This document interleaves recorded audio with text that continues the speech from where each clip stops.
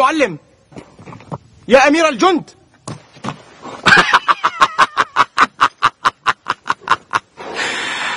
الفتى حسان، لم أرك منذ جئتني من الطائف إلى قبتي في المعسكر، وقد أنست بحديثك. ألم تقل لي أنك ستلتحق بالخوارج؟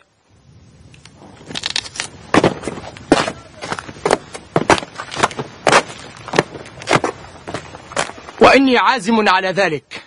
أتدري أيها الفتى، لا أطيق رؤية أحد منهم إلا قتيلا مقطع الأوصال، ومن حسن طليعك أن أراك قبل أن تلحق بهم. ألا ترافقني؟ لا تسرني مرافقتك.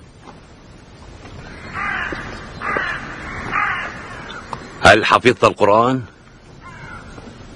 أو خفت عليه من الضياع حتى أحفظه وقد حفظه الله تعالى؟ أسأل إذن، أجمعت القرآن؟ أو كان مفرقا حتى أجمعه؟ أفأحكمت القرآن إذن؟ أما أنزله الله محكما؟ فهل استظهرت القرآن؟ معاذ الله أن أجعل القرآن وراء ظهري. ويلك، قاتلك الله. ماذا أقول؟ الويل لك أنت. قل: أوعيت القرآن في صدرك؟ كنت أعلمكم القرآن وأنتم صغارا، وفتى من فتياني يعلمني فيه. ذلك إن الشقة قد بعدت بينك وبينه.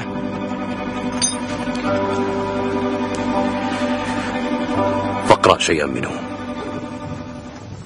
أعوذ بالله من الشيطان الرجيم. بسم الله الرحمن الرحيم.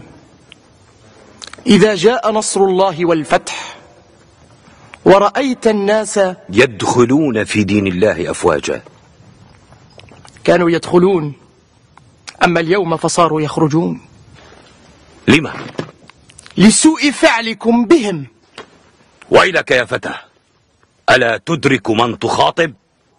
بلى، شيطان ثقيف الحجاج.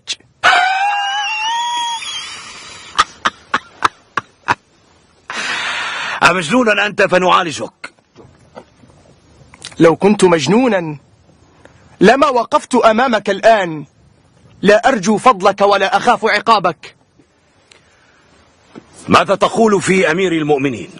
رحم الله أبا الحسن علي رضي الله عنه وأسكنه جنان خلده. أقصد أمير المؤمنين الخليفة عبد الملك بن مروان، عليه اللعنة. ويحك، بما استحق أمير المؤمنين اللعنة. أخطأ خطيئة ملأت ما بين السماء والأرض. ما هي؟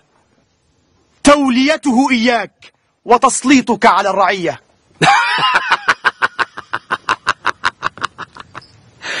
ألا تخاف أن يسفك دمك أيها الفتى؟ افعل، فتقوم عليك الحجة بين يدي ملك الجبارين ومذل المستكبرين. هذب ألفاظك وقصر لسانك أيها الفتى، فإني أخاف عليك بادرة ما تقول، وإني سامر لك بأعطية تذهب بها. لا حاجة لي بما تعطي. بيض الله وجهك وأعلى كعبك.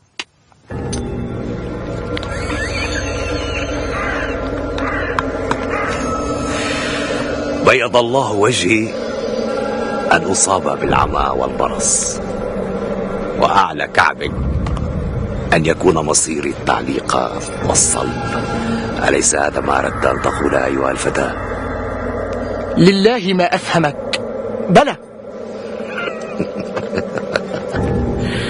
اسمع أيها الفتى، لقد سمعنا منك ما لا يجرؤ أحد على النطق به أمام الحجاج، وهذه تحسب لك. أجل، تحسب لك. أعطيناك فرفضت، فأخذنا منك قولا لا نعرف كيف يحتسب، وعفونا عنك لحداثة سنك وصفاء ذهنك ورباطة جأشك وحسن توكلك على الله. إنما إياك والجرأة على أولي الأمر، قد تقع بين يدي من لا يعفو.